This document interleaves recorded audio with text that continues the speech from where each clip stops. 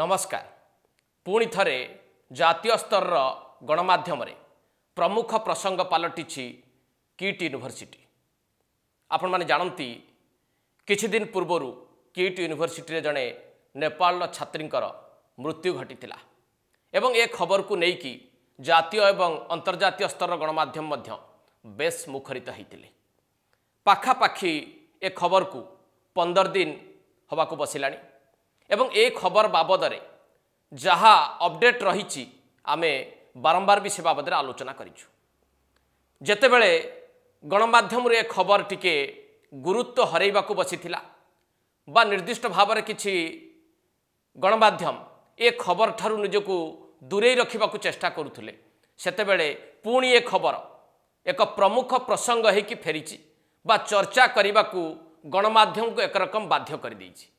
तार कारण होउछि national human right commission NHRC तदंत निर्देश देइछंती एही घटनारे एवं मार्च 10 तारिख अर्थात 7 दिन भितर ए तदंत शेष करने को मध्य कहा जाइछि। एबे आमे नजर पकेइबा कोन कहिछंती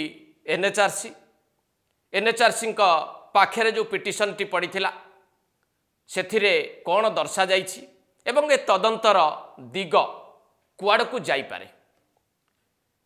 प्रथमे NHRC जो तदंत निर्देश देइछंती तार प्रमुख तीनोटी बिंदु संपर्क रे आपन गुटिका अवगत करेबी। प्रथम बिंदुटी होउची NHRC कहिछंती ऑन स्पॉट इंक्वारी करिबाकू अर्थात घटनास्थल को जाइकी एहार तदंत करिबाकू निर्देश देइछंती नेशनल ह्यूमन राइट कमिशन। द्वितीय बिंदुटी होउची मार्च 10 तारिख सुधा अर्थात 7 दिन भितर ये तदंत सारिकी रिपोर्ट दबाकू निर्देश दे NHRC। एवं तृतीय गुरुत्वपूर्ण बिंदुटी होउची जे एई जो अभियोगटी NHRC को पाखरे पहुंची थिला से अभियोगटी आउ कहा द्वारा नुहे नेपाल रो जणे छात्रंक द्वारा ए अभियोग पहुंची NRC पाखरे। ये होउची NRC देइथिबा तदंत निर्देशर प्रमुख तीनोटी बिंदु। एथुर स्पष्ट भाव बुझा पड़ुची जे घटना को अत्यंत गुरुत्व देउछंती NHRC एवं अभियोगटी को मध्य ग्रहण करिछंती आउ निर्देश भी देइछंती मार्च 10 तारिख सुधा तदंत सारिबा पाई। केवल सेतिकी नुहे protection of human rights act 1993 को आखि आगे रखिकी तदंत प्रक्रिया शेष करने को निर्देश देइछंती NHRC। एबे देखिबा अभियोगकारी तांको अभियोग रे कोन दर्शाइछंती बा NHRC को पाखरे जो अभियोग पत्रटी दाखल हेइची सेथिरे केउ दिग गुड़िक उल्लेख करा जाइछि। सबुठु गुरुत्वपूर्ण दिगटी होउची जहा अभियोग रे दर्शा जाइछि जे नेपाल छात्री जनकर जीवन बंची जाई थांता बा जदि से आत्महत्या भली निष्पत्ति नहीं ए प्रकार चरम निष्पत्ति नहीं न थांते केवल नबाकू से बाध्य होइछंती किट कर्तृपक्षों पाई बा किट यूनिवर्सिटी कर्तृपक्षों पाई। तार कारण भावे दाहा दर्शा जाइछि जे बारंबार एही छात्री जनक किट यूनिवर्सिटी रो इंटरनेशनल रिलेशन ऑफिस रे गुहारी करिछंती अभियोग करिछंती ए घटना बाबद रे विस्तृत तथ्य रखिछंती किंतु किट यूनिवर्सिटी रो इंटरनेशनल रिलेशन ऑफिस ए घटना को गुरुत्व देई नाही छात्री को अभियोग को ठिकणा भाव में बुझा को चेष्टा करी नाही एवं एहार समाधान करिबा पाई कौनसी उद्यम भी करी नाही जहार फलस्वरूप छात्री जन को मृत्युवरण करने को पड़ी। अर्थात संपूर्ण भाव में किट यूनिवर्सिटी रो इंटरनेशनल रिलेशन ऑफिस को काठगड़ा को टाणी एही अभियोग। द्वितीय गुरुत्वपूर्ण कथाटी जहाँ दर्शा जाइए अभियोग रे जे केवल मृत छात्री अभियोग को किट यूनिवर्सिटी कर्तृपक्ष ग्रहण कले नहीं ता नुहे से मृत्युवरण करने पर छात्र छात्री मान द्वारा जो प्रतिवाद करागला ताकू उद्देश्यमूलक भाव में दमन करागला छात्र छात्री को गालीगुलज करागला तांकर देश को बेइज्जत करागला तांको देशर अर्थनीति एवं छात्र छात्री परिवार अर्थनीति को ताच्छल्य करागला एवं ये सबू करागला किट यूनिवर्सिटीर किछि कर्मचारी द्वारा एवं ता सहित प्रतिवाद करुवा छात्रों को माड़ मरागला ता पुणी सिक्यूरीटी गार्ड द्वारा। तेणु ए घटना उपरे तदंतर आवश्यकता रही बोली अभियोगकारी दर्शाइछन्ति। केवल जे अभियोगकारी ए घटना गुड़िक निज अभियोग पत्र रखिछन्ति बा एनएचआरसी उद्देश्य रे लिखिछन्ति ता नुहे। कौ माने तदंत परिसरभुक्त हो पारिबे, कौ मानक विरुद्ध रे कार्यानुष्ठान संभावना रही ता मध्य एथुरु स्पष्ट होईछि। यदि अभियोगकारी अभियोग को आउ टिके भल भाव आप देखिए एवं बुझाक चेष्टा करेंगे से बेस स्पष्ट भाव में उल्लेख करा जाइछि जे कौ माने अंतत पक्षे तदंत परिसरभुक्त हेबे बा सेमानक विरुद्ध रे दंड विधानर मध्य बा कार्यानुष्ठान मध्य समस्त सुजोग रही।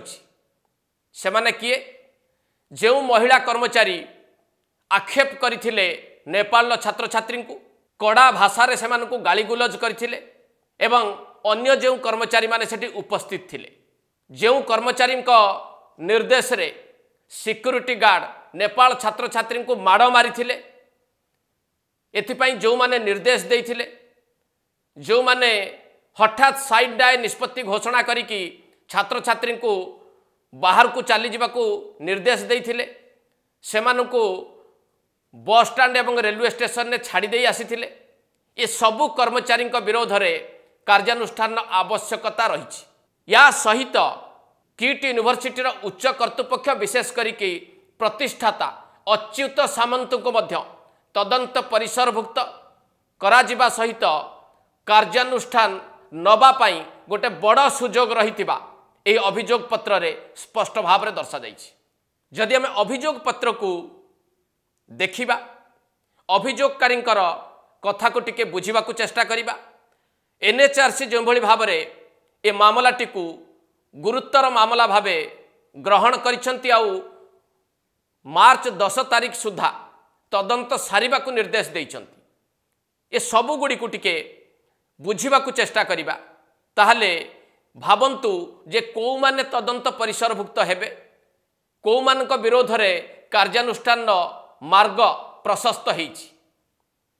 प्रथमतः इंटरनेशनल रिलेशन ऑफिस रे किट यूनिवर्सिटी जो माने कार्य करुचंती ए डिपार्टमेंट रे जे मुख्य जे उपमुख्य रहिचंती, अन्य जो अधिकारी माने एथिरे काम करुचंती किट यूनिवर्सिटी रो, ए समस्ते तदंत परिसरभुक्त हवा स्पष्ट हो जाउछि एवं कार्यानुष्ठान मध्य एमानक विरोध रे नबा भली गोटे परिस्थिति तैयारी होईछि। सेही भली जो महिला कर्मचारी दुई जण जो माने गाली गुलज कले, भर्छना कले, नेपाल छात्र छात्री उद्देश्य रे विभिन्न आक्षेप कले एवं जो माने निर्देश देले नेपाल छात्र मानकू माड़ मारिबा पाई, ए समस्ते मध्य तदंत एवं कार्यानुष्ठान परिसर को आसुछंती। सर्वोपरि किट यूनिवर्सिटीर प्रतिष्ठाता अच्युत सामंत मध्य तदंत परिसर रु बाहर रहिबा भली देखा जाउ नाही बा तांको विरोध रे कार्यानुष्ठान काहींकी न निया जीव एक कथा भी कहीं कहि परिबे नाही। अर्थात अच्युत सामंत को मध्य तदंत परिसरभुक्त हबाकू पड़िबो एवं कार्यानुष्ठान सम्मुखीन हबाकू पड़िबो। अंतत पक्षे एनएचआरसी नोटिस रु एहा सुस्पष्ट। तेबे जहाँ भी हो आमको अपेक्षा करने पड़िबो एनएचआरसी निर्देश अनुसार तदंत प्रक्रिया किभली भाव में करा जाउछि एवं तदंत रिपोर्ट दिया जाउछि। किंतु गोटिए कथा अंतत पक्षे सामना को आसिला जे ओडिशार किछि प्रमुख गणमाध्यम व्यक्तित्व जो माने ए घटना रे मुह फिटौ नथिले बा मुह फिटेइबा पाई आवश्यक मने करू नथिले एवं आउ किछि गणमाध्यम बा गणमाध्यम व्यक्तित्व जो माने ए घटना को अंतत पक्षे टिके गुरुत्व देवाकू चाहि नथिले बा किट यूनिवर्सिटी कर्तृपक्षों सपक्ष रे वितंडा जुक्ति बाढ़ुतिले, एबे सेमाने बाध्य होइचंती एनएचआरसी नोटिस परे। एपरिकी सीधा सड़क नहेले भी एनएचआरसी रा नोटिस एही गणमाध्यम एवं गणमाध्यम सहित जड़ित व्यक्तिविशेष को बाध्य करिछि मुह खोलिबा पाई। एट शेष करबा एडिटोरियल को नमस्कार।